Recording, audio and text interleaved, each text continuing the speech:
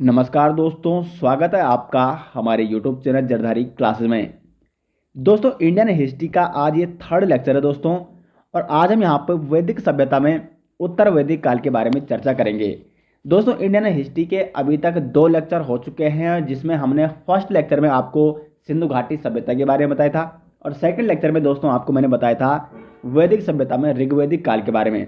तो दोस्तों, यहाँ तक आपको कोई दिक्कत नहीं होनी चाहिए। अगर आपको यहाँ तक कोई सवाल आपका है तो आप कमेंट बॉक्स में पूछ सकते हैं। आज दोस्तों हम यहाँ पे उत्तर वैदिक काल के बारे में जानने वाले हैं हिस्ट्री के इस थर्ड लेक्चर में। तो चलिए दोस्तों, आज का लेक्चर शुरू करते हैं। अब दोस्तों, जैसे मैंने आपको पिछली वीडियो में बताया था कि वैदिक सभ्यता है जो इसका जो काल माना जाता है, इसका जो समय है वो है 1500 ईसा पूर्व से लेकर 600 ईसा पूर्व तक। वैदिक सभ्यता को भी 2 भागों में बांटा गया है, ऋग्वैदिक काल और उत्तर वैदिक काल। तो ऋग्वैदिक काल का जो समय है वो है 1500 ईसा पूर्व से 1000 ईसा पूर्व तक, जो कि हम पिछली वीडियो में सेकंड लेक्चर में चर्चा कर चुके हैं। और आज हम यहाँ पे 1000 ईसा पूर्व से लेकर 600 ईसा पूर्व तक किसका काल है, उत्तर वैदिक काल का ये समय है। तो इसके बारे में हम यहाँ पे चर्चा करने वाले हैं। देखो, ऋग्वैदिक काल में मैंने आपको एक और चीज़ बताई थी कि जो आर्य थे ऋग्वैदिक काल में, ऋग्वेद में हमें जानकारी मिलती है आर्यों की। आर्य किस प्रकार भारत में आए। तो आर्यों का जो आर्य आए थे मध्य एशिया से, और वो कहाँ बसे थे भारत में, सिंधु प्रदेश में। ठीक है। लेकिन दोस्तों, अगर हम बात करें उत्तर वैदिक काल की, तो अब आर्य यहाँ पे, ये था ना यहाँ पे, सिंधु प्रदेश था यहाँ पे, लेकिन अब आर्यों का जो फैलाव होने लग गया है धीरे धीरे। आर्य यहाँ पे इस क्षेत्र में पहुँच चुके हैं। यहाँ इनका फैलाव हो चुका है गंगा दोआब क्षेत्र में। ठीक है। तो यहाँ पे आपको ये समझना होगा कि उत्तर वैदिक काल में आर्यों का जो फैला हुआ था सिंध प्रांत से, ऋग्वैदिक काल में जो आर्य थे वो इस सिंध प्रांत में वास करते थे, ये जो क्षेत्र था। लेकिन उत्तर वैदिक काल में अब इनका फैलाव धीरे धीरे इन क्षेत्रों में भी होने लग गया था, जिसे कहा जाता है गंगा यमुना दोआब क्षेत्र। तो इस काल में यानी उत्तर वैदिक काल में आर्यों का फैलाव सिंध प्रांत से गंगा यमुना दोआब तक हो गया था। ये आपको विशेष तौर पर नोट करना है। उसके बाद जो ये उत्तर वैदिक काल है, देखो वेद टोटल थे 4, मैंने आपको पिछली वीडियो में बताया था। तो इन 4 वेदों में से जो पहला वेद था ऋग्वेद, उसकी रचना तो ऋग्वैदिक काल में हो गई थी। लेकिन अन्य जो वेद हैं कौन कौन से आपके, सामवेद, यजुर्वेद और अथर्ववेद। यजुर्वेद में यज्ञ से संबंधित नियम जानकारी मिलती है। अथर्ववेद में बहुत सारे वहाँ पे कर्मकांड देखने को मिलते हैं, जादू टोना मंत्र ये देखने को मिलते हैं। तो इन तीनों वेदों की जो रचना हुई थी वो किस काल में हुई थी, तो उत्तर वैदिक काल में हुई थी। और इसीलिए दोस्तों उत्तर वैदिक काल में जो कर्मकांड थे, यज्ञ की प्रक्रिया थी, मतलब इस चीज़ का ज़्यादा बोलबाला हो गया था। ऋग्वैदिक काल में ज़्यादा अंधविश्वास कर्मकांड ये नहीं हुआ करते थे, ये कम हुआ करते थे। लेकिन उत्तर वैदिक काल में यहाँ पे भेदभाव बढ़ गया था। जो समाज था वो वंश के आधार पर उसका विभाजन हो गया था। ब्राह्मण, क्षत्रिय, वैश्य, शूद्र, इनका जो विभाजन था, ये जो सामाजिक व्यवस्था बना रखी थी, ये यहाँ पे वंश के आधार पर प्रचलित हो गई थी। साथ साथ उत्तर वैदिक काल में सबसे बड़ी बात ये देखने को मिलती है कि यहाँ पे जो स्त्रियाँ थी उनको कम अधिकार प्राप्त थे। जबकि ऋग्वैदिक काल में हम जानते हैं कि वहाँ पे सभा में स्त्रियों को शामिल किया जाता था। यानी कि ऋग्वैदिक काल में स्त्रियों को पुरुषों के समान अधिकार थे, लेकिन उत्तर वैदिक काल में महिलाओं के अधिकार यहाँ पे कम किए गए। तो ये सारी चीज़ें दोस्तों आज हम इस वीडियो में जानने वाले हैं उत्तर वैदिक काल में। अब देखो, ऋग्वेद काल में आपने एक और चीज़ देखा होगा कि जो वहाँ पे कबीला कबीला या उसको क्या कहते हैं, जन कहते हैं, जिसका प्रमुख कौन होता था, राजा होता था, कबीला या जन। लेकिन उत्तर वैदिक काल में यहाँ पे क्या हो गया, राष्ट्र शब्द का उदय हुआ। राष्ट्र शब्द यहाँ पे प्रचलन में आता है। और राष्ट्र का या प्रदेश आप इसको कह सकते हैं, इसका जो मुखिया होता था उसे राजा कहते थे। और राजा यहाँ पे देवताओं के रूप में पूजा जाने लग गया था, यानी देवताओं के प्रतिनिधि के रूप में पूजा जाने लग गया था राजा। मतलब राजा को ही बिल्कुल क्या मानते थे कि यही क्या है, अभी देवताओं का प्रतिनिधि है। और राजा ने दोस्तों यहाँ पे उत्तर वैदिक काल में एक सुव्यवस्थित प्रशासनिक तंत्र की स्थापना की, जिसमें सबसे प्रमुख होता राजा, जो कि राष्ट्र का मुख्य होता। राजा के नीचे आता था पुरोहित। पुरोहित क्या होता, जो कि राजा का एक प्रमुख सलाहकार होता था। उसके बाद पुरोहित के अलावा युवराज होता था। युवराज जो कि राजा का पुत्र होता था, राजा का एक उत्तराधिकारी होता था। उसके बाद यहाँ पे सेनानी हुआ करता था। ये राजा के किस में आते थे, प्रशासनिक तंत्र में आते थे, जो कि राजा को समय समय पर सलाह देते थे। सेनानी जो कि सेना का प्रमुख होता था। और ऐसे ही बहुत सारे अन्य पदों का यहाँ पे सृजन किया गया और इस प्रकार से एक सुव्यवस्थित प्रशासनिक तंत्र की स्थापना की गई उत्तर वैदिक काल में। ऋग्वैदिक काल में सबसे विशेषता ये थी कि वहाँ पे कबीले या जन वहाँ पे प्रचलित था। कबीला या जन, कबीला और जन का जो मुख्य होता है उसे राजा कहते हैं। और राजा समय समय पर सभा और समिति इनसे सलाह लेता था। लेकिन उत्तर वैदिक काल में सबसे बड़ी बात ये देखने को मिली कि यहाँ पे सभा और समिति का प्रचलन कम देखने को मिला, क्योंकि राजा ने यहाँ पे एक सुव्यवस्थित प्रशासनिक तंत्र की स्थापना कर दी थी। और अगर कहीं पे सभा और समिति देखने को भी मिलती थी तो वहाँ पे स्त्रियों का प्रवेश निषिद्ध हो गया था। जबकि ऋग्वैदिक काल में सभा में क्या है, विशेष तौर पर जो सभा होती थी, एक संस्था होती थी, यहाँ पे स्त्रियां भी भाग ले सकती थी। लेकिन उत्तर वैदिक काल में दोस्तों इस सभा में स्त्रियों का प्रवेश निषिद्ध किया गया। तो ये बड़ा अंतर देखने को मिला था ऋग्वैदिक काल में और उत्तर वैदिक काल में। तो यहाँ पे आप देख सकते हो राजनीतिक व्यवस्था है उत्तर वैदिक काल की। राजा देवताओं के प्रतिनिधि के रूप में यहाँ पे पूजा जाने लग गया था और सभा में स्त्रियों का प्रवेश निषिद्ध कर दिया गया था। अब यहाँ पे जैसे मैंने आपको बता दिया है कि यहाँ पे जो यजुर्वेद है, यजुर्वेद की रचना भी किस में हुई है, इसी उत्तर वैदिक काल में हुई है। और साथ ही साथ जो ब्राह्मण ग्रंथ हैं, अरण्यक है, उपनिषद है, इनकी रचना भी इसी उत्तर वैदिक काल में हुई है। अब जो यजुर्वेद है इसका संकलन जो किया गया है इस काल में, तो यजुर्वेद में क्या देखने को मिलता है, यज्ञ देखने को मिलते हैं। यज्ञ से संबंधित नियम वो देखने को मिलते हैं यजुर्वेद में। कुल मिला के यहाँ पे यज्ञ का प्रचलन बढ़ गया था उत्तर वैदिक काल में। और राजा द्वारा जो प्रमुख यज्ञ कराए जाते थे, अश्वमेध यज्ञ, राजसूय यज्ञ, वाजपेयी यज्ञ और अग्निष्टोम यज्ञ। अब इन सभी यज्ञों का अपना एक अलग अलग महत्व था। जो अश्वमेध यज्ञ होता था ये कब होता था, जब राजा क्या करता था, राजनीतिक विस्तार करता था, यानी अपने राज्य में विस्तार करता था और एक महाराज की उपाधि लेता था। आपने देखोगा महाभारत काल में या रामायण काल में अश्वमेध यज्ञ होते थे। इसमें क्या होते कि जो राजा है वो एक अश्व को या एक घोड़े को क्या करता था, छोड़ देता था। और जिन क्षेत्रों में वो अश्व या घोड़ा क्या करता था, प्रवाह करता था, जिन क्षेत्रों से गुजरता था, उन क्षेत्रों पर उस राजा का अधिकार समझा जाता था। और अगर कोई अन्य राजा उस घोड़े को पकड़ने की क्या करता था, चेष्टा करता था अश्व को पकड़ने की, ठीक है, तो फिर उसको उस राजा के साथ युद्ध करना होता था। और अगर वो परास्त हो गया तो उसको आधीनता स्वीकार करनी होती थी। तो कुल मिला के अश्वमेध यज्ञ क्यों होता था, अपने राज्य का विस्तार करने के लिए, महाराज की उपाधि धारण करने के लिए, कि मैं अभी क्या हूँ, पूरा सम्राट हूँ, सम्राट की उपाधि धारण करने के लिए। और इस सम्राट या इस महाराज के अंतर्गत अन्य सभी राजा आते थे जो अपना अपने राज्य में शासन चलाते थे और कहीं ना कहीं इस राजा को क्या देते थे, कर देते थे। तो इसलिए यहाँ पे अश्वमेध यज्ञ किया जाता था राजनीतिक विस्तार हेतु। दूसरा यहाँ पे राजसूय यज्ञ। राजसूय यज्ञ दोस्तों किया जाता जब राजा क्या होता था, सिंहासन रोहण होता था, यानी जब राजा का राज्याभिषेक होता था, राज्य अभिषेक। तो राज्य अभिषेक के दौरान कौन सा यज्ञ किया जाता था, राजसूय यज्ञ किया जाता था।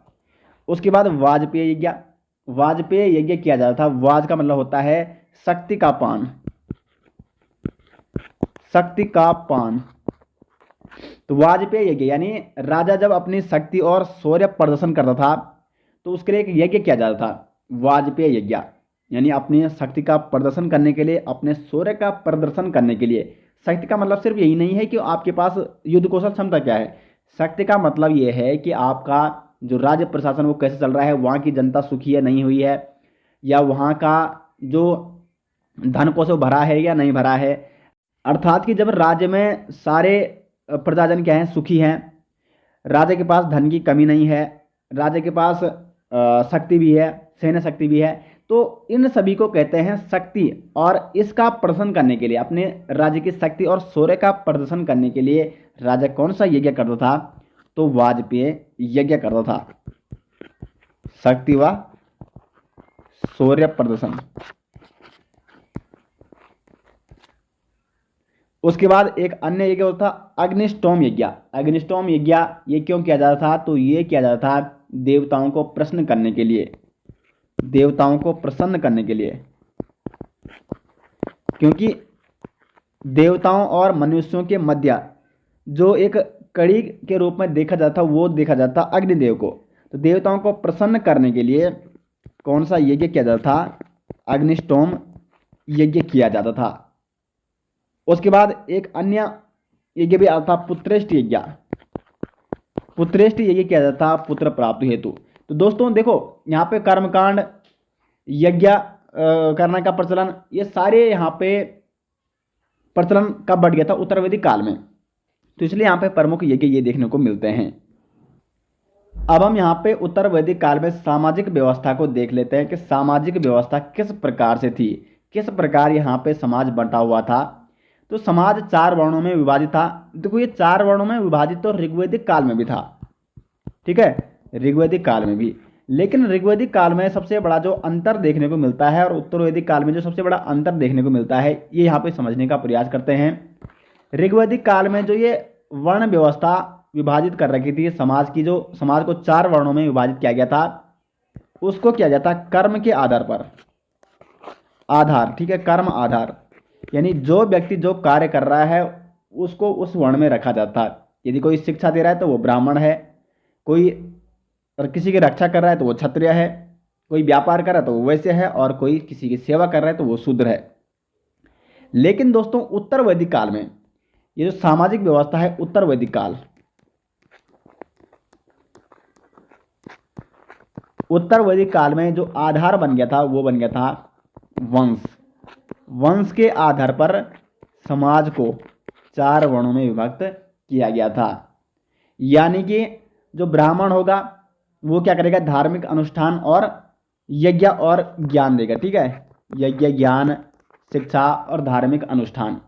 और साथ ही साथ अब ऐसा नहीं होगा कि जो ब्राह्मण है उसका जो पूरा वंश है वो ब्राह्मण ही कहलाएगा। उनका एक ही कार्य उनको दिया गया, उनको क्या करना है? धार्मिक अनुष्ठान और यज्ञ और उनको ज्ञान देना है। उसके बाद आते हैं यहाँ पे क्षत्रिय, और क्षत्रियों का यहाँ पे क्या कार्य था? युद्ध करना और शासन करना।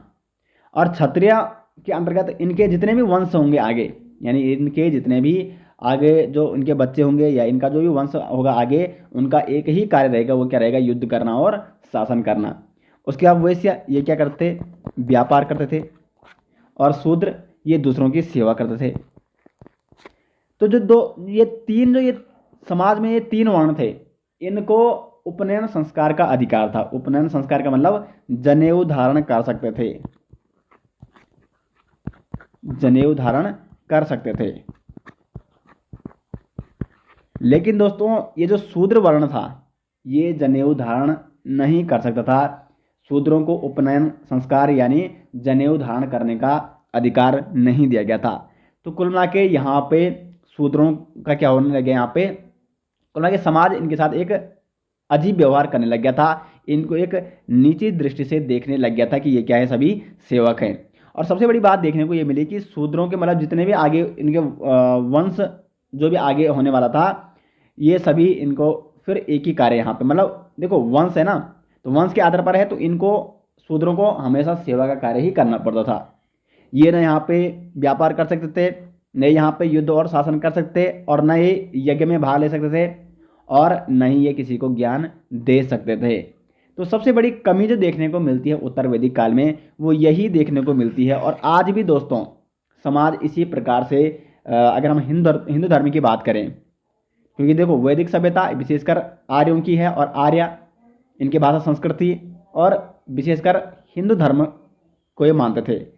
तो हिंदू धर्म में आज भी दोस्तों ये समाज 4 वर्णों में विभक्त है। आज भी यहाँ पे क्या है? समाज बंटा हुआ है वर्णों पे, वंश के आधार पर। जबकि ऋग्वैदिक काल में कितना अच्छा वो समाज हुआ करता था, जब वहाँ पे कर्म के आधार पर मतलब एक ही घर में ब्राह्मण भी हो सकता था, क्षत्रिय भी हो सकता था, वैश्य भी हो सकता था और शूद्र भी हो सकता था। तो इस प्रकार से समाज बटा हुआ था उत्तर वैदिक काल में। उसके बाद अगर परिवार की बात की जाए तो परिवार यहाँ पे संयुक्त परिवार हुआ करता था, यहाँ पे भी संयुक्त परिवार हुआ करता था और पितृसत्तात्मक समाज यहाँ पे हुआ करता था। विवाह की बात की जाए तो मनुस्मृति में 8 प्रकार के विवाहों का वर्णन किया गया है। मनुस्मृति में कितने प्रकार के विवाहों का वर्णन किया गया है? 8 प्रकार के विवाहों का। यहाँ पर मैं लिख रहा हूँ, आप इनको नोट कर सकते हैं। एक है ब्रह्म विवाह। ब्रह्म विवाह का मतलब है जब दहेज सहित उसी श्रेणी के पुरुष के साथ विवाह करती कोई महिला, तो उसे कहते थे ब्रह्म विवाह। दूसरा यहाँ पे देव विवाह।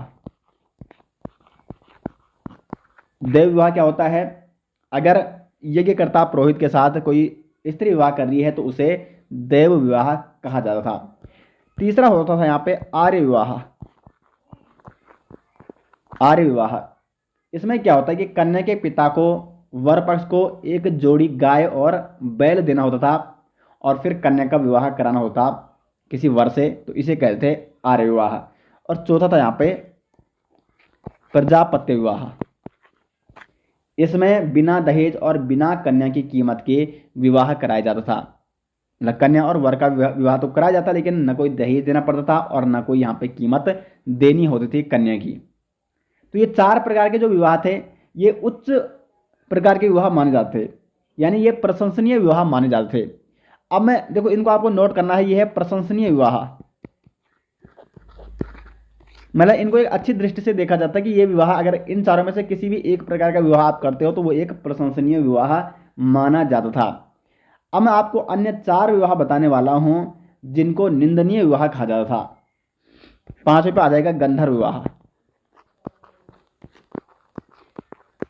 गंधर्व विवाह, गंधर्व विवाह इसमें क्या होता, माता पिता की इच्छा के बिना वर वधु क्या करते थे, गुप्त रूप से शादी कर लेते, विवाह कर लेते। और आधुनिक युग में अगर हम बात करें जो प्रेम विवाह होता है, जो लव मैरिज होती है, प्रेम विवाह होता है, उसमें भी क्या करते हैं, अगर घर वालों की इच्छा नहीं है फिर भी कई व्यक्ति कर लेते हैं आपस में विवाह। तो आज का जो प्रेम विवाह था उस समय इसको गंधर्व विवाह के नाम से जाना जाता है। एग्जाम में पूछा जा सकता है कि लड़का लड़की या वर वधु अपने माता पिता की इच्छा के अनुसार जब शादी करते थे तो उस विवाह को उस समय क्या कहा जाता? उत्तर वैदिक काल में गंधर्व विवाह कहा जाता था। और गंधर्व विवाह ये विशेषकर कौन करते थे? जो क्षत्रिय हुआ करते थे, जो राजा हुआ करते थे। उसके बाद 6ठे नंबर पे जो यहाँ पे आता है असुर विवाह। असुर विवाह, इसमें किसी को खरीद कर क्रय द्वारा किसी कन्या के साथ विवाह किया जाता था, इसलिए एक निंदनीय विवाह कहलाता था। 7वां यहाँ पे राक्षस विवाह। राक्षस विवाह, इसमें क्या होता, कन्या का अपहरण किया जाता था बलपूर्वक और फिर उसके साथ विवाह रचा जाता था, तो इसको भी इसलिए निंदनीय श्रेणी में रखा गया है। और 8वां विवाह है पैशाच। ये और ही क्या होता है यहाँ पे, और ही निंदनीय ये विवाह था पिशाच विवाह। इसमें क्या होता, कन्या को भगाकर, मतलब कब भगाया जाता, जब वो अपनी चेतना में ना हो, वो बेहोश पड़ी हो, तो उसको सीधे उसका अपहरण करके, या जब अगर वो सोई अवस्था में है तो उसका अपहरण करके उसका मानसिक विक्षिप्त रूप से किसी कन्या के साथ क्या किया जाता था, विवाह किया जाता। तो इसलिए ये 4 विवाह इसमें रखे गए हैं कि ये 4 विवाह निंदनीय श्रेणी में रखे गए हैं। तो ये प्रमुख विवाह थे। मनुस्मृति में 8 प्रकार के विवाहों का वर्णन दिया गया है। उसके बाद अगर बात करें संस्कार, तो हिंदू धर्म में जन्म से लेकर मृत्यु तक, देखो जन्म से लेकर क्या मतलब, जब कोई बच्चा पेट में भी रहता है, माँ के पेट में भी रहता है, तो वहीं से उसके संस्कार शुरू हो जाते हैं और जब तक वो उसका अंत समय नहीं आ जाता है, उसको अग्नि नहीं दी जाती है, यानी जब वो जलकर राख हो जाता है तब तक। तो वहाँ से लेकर मतलब जब उसकी कुल मिला के एक प्रोसेस शुरू हो रही है उसकी लाइफ की, जब वो पेट में है, तो वहाँ से लेकर उसके अंत तक दोस्तों यहाँ पे 16 संस्कार देखने को मिलते हैं। तो संस्कार कितने हैं? टोटल 16 संस्कार हैं। यानी आप कह सकते हैं कि गर्भधारण पहला जो संस्कार माना जाता है, गर्भधारण माना जाता है, और अंतिम संस्कार है अंत्योष्टि। तो गर्भधारण से लेकर अंत्योष्टि तक कुल 16 संस्कार हैं, ये आपको नोट करने हैं। उसके बाद यहाँ पे उत्तर वैदिक काल में आश्रम व्यवस्था भी देखने को मिलती है। देखो आपने महाभारत काल और रामायण काल में सुना होगा, विशेषकर महाभारत काल में क्या होता कि जो राजा होता था वो अपने अंत समय में वन की ओर प्रस्थान कर लेते थे। जैसे उन्होंने राजपाट कर लिया तो उसके बाद फिर वो अपने उत्तराधिकारी को राजा चुनते थे और स्वयं कहाँ चले जाते थे, वानप्रस्थ की ओर चले जाते थे। ये जो आश्रम व्यवस्था हुआ करती थी उत्तर वैदिक काल में, एक उच्च कोटि की व्यवस्था थी। मैं आपको उच्च कोटि की यहाँ पे क्यों कह रहा हूँ अभी आपको बताऊंगा। तो देखो हमारे जीवन को यहाँ पे 4 आश्रमों में या 4 भागों में विभाजित कर दिया गया था। 4 अवस्था में हम यहाँ पे जीवन जीते थे उस समय मनुष्य।